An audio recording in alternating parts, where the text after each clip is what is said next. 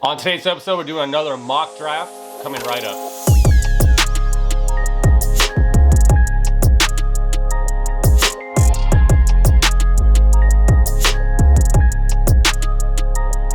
And what is up, everyone? Welcome to another episode of the Gridiron Fantasy Football Podcast.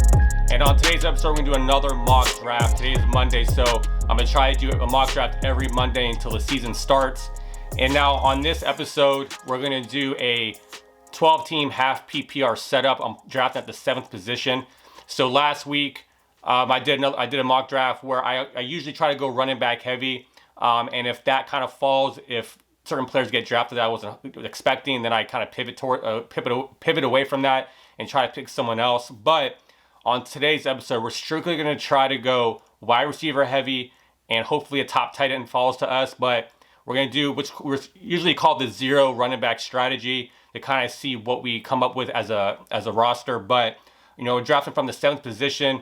And with that being the case, it's going to be interesting to see how that falls out. But I think being 7th really takes us away from having a top running back fall to us, but also gives the opportunity to get a top wide receiver. So if you're drafting anywhere from like 6 and later in your drafts, you're probably going to have to go with the top wide receiver based on how your league mates draft. But 7th position is really not a bad position to be in, but let's kind of see what happens, because you never know what happens in these mock drafts, and this is why we do it for practice. But let's go ahead and start the draft. And it looks like, okay, so like usual in most drafts, you're going to see Christian McCaffrey going number 1. Kamara was 2. Henry was 3. Cook was 4. Barkley was 5. Jonathan Taylor was 6. Okay, so now it's up to me to draft at the 7th position. And like I said, I'm not even going to look at the running backs because it's not really relevant right now, because that's not the strategy we're trying to do. But at wide receiver, now this is the option I can have. I can do Tyreek Hill here with my number 1 pick. Unless there's more news with Aaron Rodgers, I'm not going to draft Devontae Adams right now. He's probably going to be a draft day value based on how long Aaron Rodgers takes to sit out if he even comes back. But right now, Tyreek Hill seems to be the safest number 1 draft pick when it comes to the wide receiver position. Now, I could go to tight end. I could actually draft Travis Kelce here, but I want to see. I know Travis Kelce is probably going to go in the first round or on the swing around in round 2. But I want to see what happens by drafting Tyreek Hill here and seeing if either Waller or Kittle falls to me. With so many running backs going in the first 6 picks, my guess is you'll see a run of running backs again and then a wide receiver. So I think Waller or Kittle have a chance to fall to me. But let's see here. So let's take Tyreek Hill here and see what happens. All right, so we got Nick Chubb, Elliott running back, Adams, Jones, Akers, Hopkins, Eckler, Kelce, there he goes, Diggs, and Joe Mixon. So now I have a chance at either doing another wide receiver or going with the top tight end. I don't think here, if you don't get after a tight end right now in the first couple picks, then you're going to have to stream tight ends or hopefully find someone who's going to be a breakout star this year. I could go after someone like Calvin Ridley or Justin Jefferson. I could do that and just have a stud wide receiver position, or I get a set or forget a tight end like Darren Waller or George Kittle. I personally will draft Darren Waller over George Kittle this year just because of consistency of play and quarterback. So let's see here. Let's go and let's see what happens by just drafting Darren Waller here, right? So I'm going to take Darren Waller with my 2nd overall pick and see what wide receiver falls to me in the 3rd round. So another running back, Gibson gets taken. Metcalf, there we go. Patrick Mahomes is the first quarterback off the board. A.J. Brown goes, Justin Jefferson, Ridley. Kittle goes at the 3-3. Michael Thomas, Keenan Allen. Now it's my turn to pick in the 3rd round. And now I have my chance at Terry McLaurin, Allen Robinson, Mike Evans, Julio Jones, Chris Godwin. So with this being the case, out of the all players available at the wide receiver position, I'm going to take Terry McLaurin because I do like Allen Robinson. He's a target hog over in Chicago, which is a good thing. Just like consistency at quarterback, you don't know exactly who's going to be the quarterback, if it's going to be Nick Foles or Justin Fields. But I like that Ryan Fitzpatrick went to Washington. I like the fact that he's a very aggressive quarterback, and I think this is going to make Terry McLaurin break out this year and have a really good fantasy year. So what I'm going to do is I'm going to go ahead and take Terry McLaurin here at the 3-7 and see what falls to me in the 4th round. Then you got Josh Jacobs goes after me, DeAndre Swift, J.K. Dobbins, and Carson go next. And then we have a run at wide receiver with Robinson, Lamb, Evans, Woods, and Jones. Miles Sanders gets drafted at the 4-5. Now it's my pick at the 4-6. Now I have my chance at Chris Godwin, Amari Cooper, DJ Moore, and Kenny Golladay, or Adam Thielen. Man, that's a tough. I don't really like those options, to be honest with you. I mean, I feel like Mike Evans and Chris Godwin, the whole Bucs wide receiver group, is just going to have a down season just because Antonio Brown is back for a full 16-game season. You got Gronk there, OJ Howard comes back, and there's a lot of targets that they're just going to be thin in target share. So I don't like Amari Cooper this year. I like CeeDee Lamb more than Amari Cooper and Michael Gallup. DJ Moore with Sam Darnold, I just don't. I know DJ Moore has had a couple good seasons, but man, I'm really struggling. But I'm going to stick to what I said. We're going to do 0 running backs. I'm not even going to look at the running back position. So for my third wide receiver, if I had to choose, I'm going to go ahead and go with, man, I know I said negative about Chris Godwin, but I'm just going to have to go with Chris Godwin right here just because he's my third wide receiver. He'll be in my flex. That's not a bad person to have in the flex. And I do feel like he will lead in targets for the wide receiver position, even though I don't think he'll be as fantasy relevant in a sense of like what he was in the last couple seasons, just because Antonio Brown is back and just kind of things I just mentioned. But for my third wide receiver, I'll take Chris Godwin here. And then Kyler Murray goes next. Well, Myles Gaskin went, and then now kind of looking at the running back position, right? So I have my 4 receivers in tight end. I got Hill, Waller, McLaurin, and Godwin. So now because I filled all my 3 wide receiver spots, because we have a 2 wide receiver and a flex. That's kind of the roster set on this mock draft. This is where I'm going to probably go ahead and look at running back now, because running back at this point of the draft is kind of wearing thin.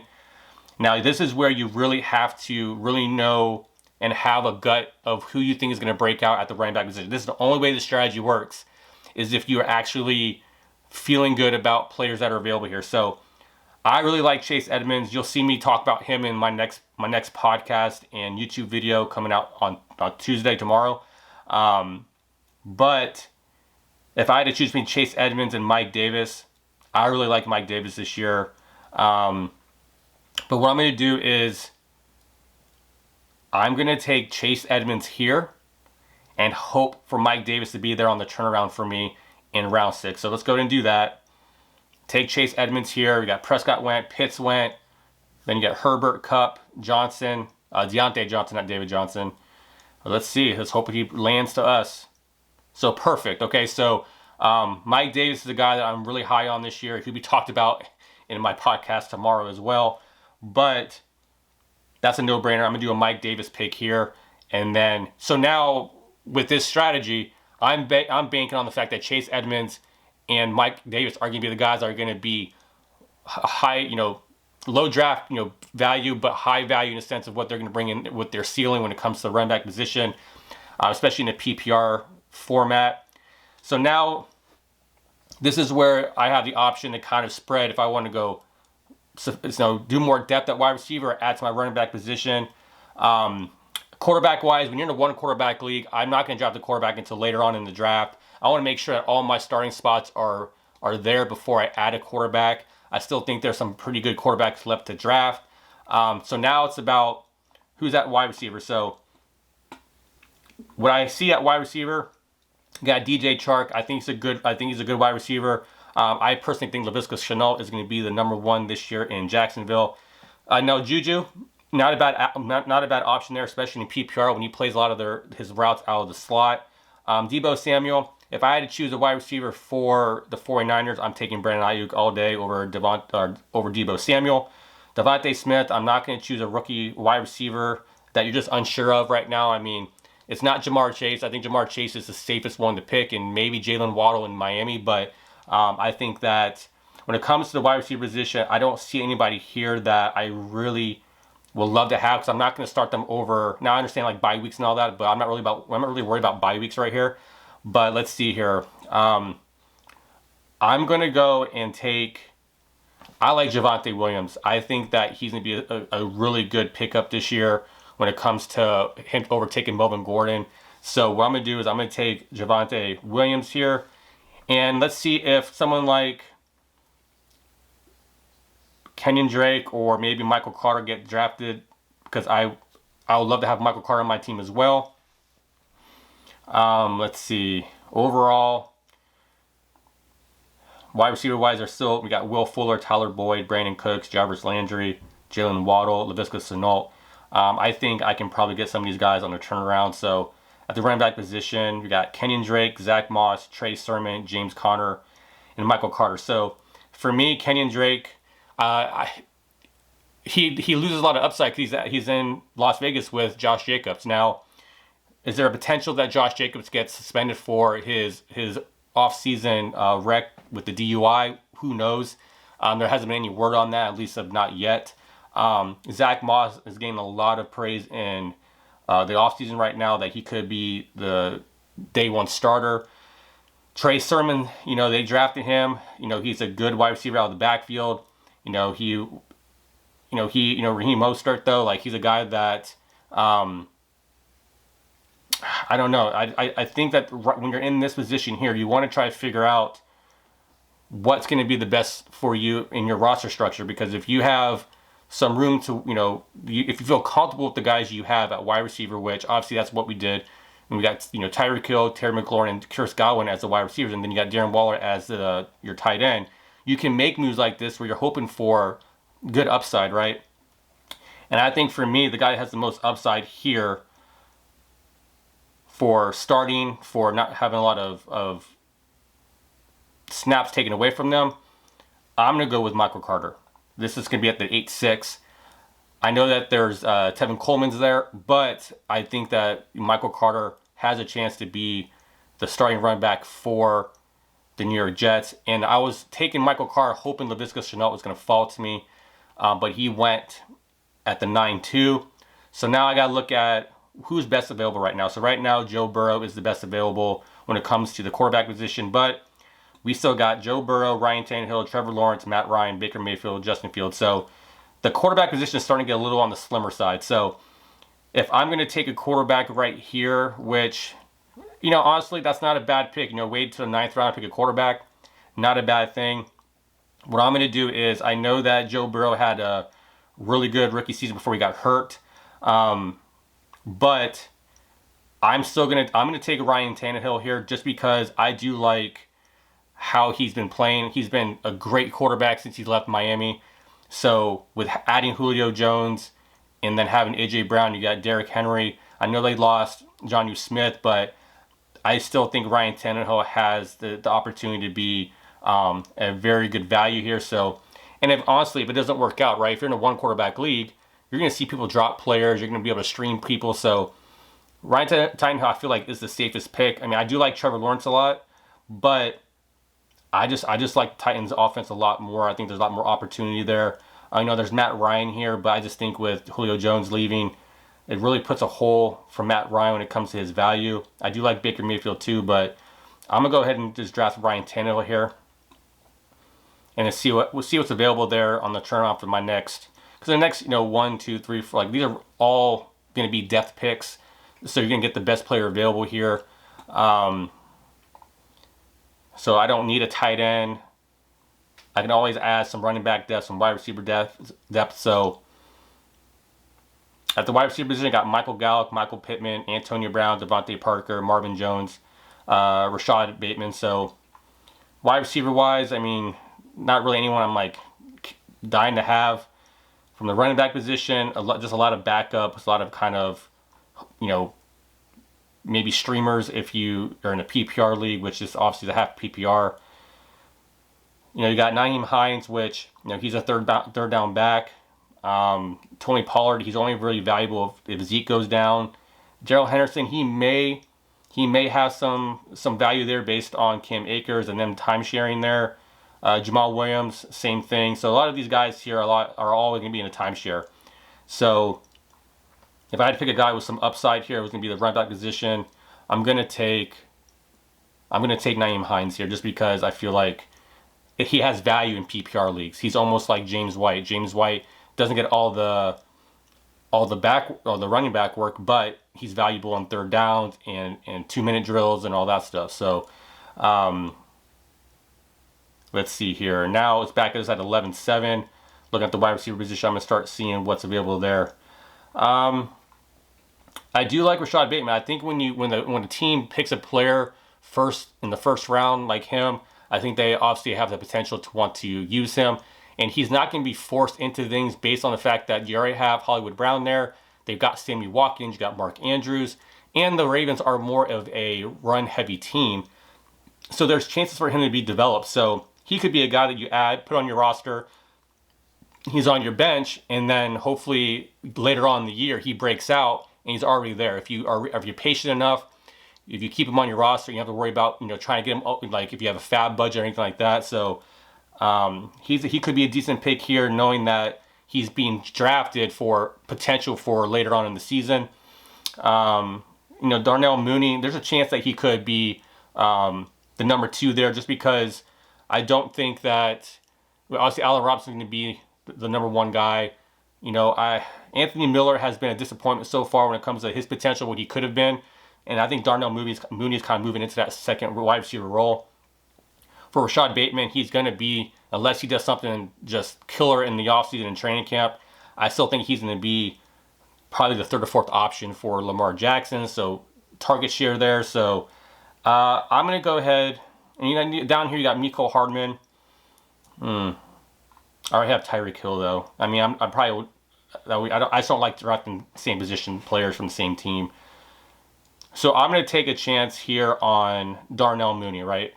He could be a sleeper this year. He could be a guy that you just put in there on bye weeks or maybe be able to stream, but he's a guy that has some upside this year just based on the structure they have there in Chicago. All right, now it's back to me at the 12-6. Let's look at what's available. And I usually, when it comes to my league, I don't draft 2 tight ends or 2 quarterbacks. I strictly just draft running back and wide receivers when it comes to my depth. Because later on, these guys could be trade bait, right? You guys can trade away these players, to get better players if you have injuries and all that. So it's nice to try to, this is where your gut feeling really kicks in, right? You have to really know exactly how you feel about some of these players, because you could get a guy on your roster that no one's thinking about and they blow up. Like last year, the Armstead, the guy that was a Raquel Armstead for the Jacksonville Jaguars, he went out because of COVID. And then our league already had our draft. And so I picked up James Robinson for free, and look what happened, right? So that's where you have to have the inclinations of just having that gut feeling of certain players. Because they got rid of Leonard Fournette, obviously they were going for someone they thought they had in James Robinson in the sense of like what he was capable of in that offense. He ended up having a great fantasy season. He didn't end the season well, but overall, for a rookie that was undrafted, very good season. So let's see here. Running back wise, if I was a Dalvin Cook owner, I would go after Alexander Madison just because I did that last year and it helped me tremendously because I had Dalvin Cook, he got hurt, so I didn't have to use any fab on Madison. Wide receiver, you got T.Y. Hilton there, Mecole Hardman, Jalen Reagor, Russell Gage. And honestly, I like T.Y. Hilton. I think he's going to be a lot better under having Carson Wentz as the quarterback other than Phillip Rivers. So this is a luxury pick. So I'm going to take T.Y. Hilton here and see what happens. And then, Alexander Madison goes next, Mecole Hardman. Then you got Jalen Reagor, Kirk Cousins, Johnny Smith goes there. Deshaun Watson got drafted. That's interesting. All right, so now I got 2 more picks left. Obviously, I'm not going to pick my defense until my very last pick. I got 5 running backs. I got 4 wide receivers. Let's see. I got 5 wide receivers. And then I got 1, 2, 3, 4, 5, 6 running backs. So let's see. Who else could be a pretty decent pick here? That's a late round pick with some upside. I already got Sammy Watkins way down there. Christian Kirk, Terrence Marshall. Sterling Shepard, not bad, but it's too many. Too thin target share. Let's see what's that running back. Now, J.D. Mckissick. Now, this could be a decent pick. You know, this is, you're talking about drafting a guy in the 13th round, a guy who had a crap load of targets last year for Washington. I mean, they're going to use him. I know a lot of people are big on Antonio Gibson this year too, but J.D. Mckissick is the guy that he just had a bunch of targets, and I like him a lot. So getting him in the 13th round, that's a no-brainer. I'm going to go ahead and draft him. And then kind of see what happens here with, obviously my defense is going to be my last pick. And honestly, defenses-wise, I do like certain defenses more than others. I think Washington has a good defense. Bucks, Steelers, 49ers, Rams. I think those are the top guys. I think the Ravens always have a decent defense year in, year out. And honestly, when you draft the defense, especially for week 1, you want to see who the worst week 1 opponent is and pick that defense, right? So, whoever's playing the Jets or possibly the Jags. I mean, we don't know, how good Trevor Lawrence would be in the Jags in that new offense under Urban Meyer, but it's always going to be, you're always going to stream unless you find somebody like the Patriots for a couple years ago, or the Bears, or even the Steelers last. I mean, there's a lot of chances that you can have a really good defense for the whole season that you drafted, but usually you're going to stream. And so I'm just going to take the Baltimore Ravens here with my last pick and kind of go from there. All right, so that concludes the draft, right? So if you look at the roster structure, right? So I have at quarterback Ryan Tannehill. My starting running backs is Chase Edmonds and Mike Davis. Wide receiver, I got Tyreek Hill and Terry McLaurin. Chris Godwin's in my flex. Darren Waller's at my tight end position, and the Ravens are my defense. On my bench, I got a lot of upside guys, a lot of guys that could potentially be great players for you in fantasy. Now, a few years ago, when Kareem Hunt and Alvin Kamara were rookies, I had drafted, I can't remember the name of the running back that hurt for the Chiefs at that year. I can't remember, but that player he tore his knee up, and then Kareem Hunt became the rookie. I drafted Kareem Hunt, or became the rookie running back that just was a stud that year. And so I had drafted Kareem Hunt one of my last picks, and he ended up being a starter. I ended up losing David Johnson. I paid big money for David Johnson that year. He got hurt. So then Kareem Hunt became my number 1 guy. Then I had Alvin Kamara that I had picked up. So he came my RB2. So this is what I'm saying. This is where you have to go with guys that other players may not, or your other league mates not be thinking about. But Javonte Williams, Michael Carter, my backup running backs on my bench. You got Nyheim Hines, good in PPR format. Same with J.D. McKissick. And then some upside guys with Darnell Mooney and maybe T.Y. Hilton. T.Y. Hilton, he had a bad season last year, but hopefully he has a better season under Carson Wentz. But looking at other rosters on this draft, I mean, if you look at it, you got, say that the team number 1, right? Team number 1 drafted Christian McCaffrey number 1. Then they got Clyde Edwards-Helaire, got Justin Jefferson, Mark Andrews, Kenny Galladay, Courtland Sutton, Russell Wilson. So that's a pretty decent roster, even though you had the number 1 pick. That's a pretty balanced roster. Now, when it comes to depth, though, you got James Conner, Zach Moss, Tony Pollard, Jamal Williams, Deshaun Watson. He picked a quarterback that may not play. So that's I understand this is computer generated, right? But to pick Deshaun Watson, you're not gonna have a quarterback week 1. He's not gonna play this year, I don't think. So that's gonna be interesting there. This team went Alvin Kamara. Then you got Najee Harris there. Then you got Calvin Ridley. And you got Josh Allen, which is not bad for your first 4 picks. But then you go Trevor Anthony. Who knows? Chase Claypool, possible. We could have a decent season. Trey Sermon, a lot of possible good upside players. But I feel like you look at my roster. I mean, yes, you look at my running backs. And man, that's very iffy on if Chase Edmonds or Mike Davis become what they are hoping to become this year by having the starting role and all that stuff. So I think everything is balanced. I feel confident based on what I think about these players. I feel like, my starting, lineup is pretty decent. So there you have it. That is the mock draft with going receiver, tight end heavy with 0 running back strategy.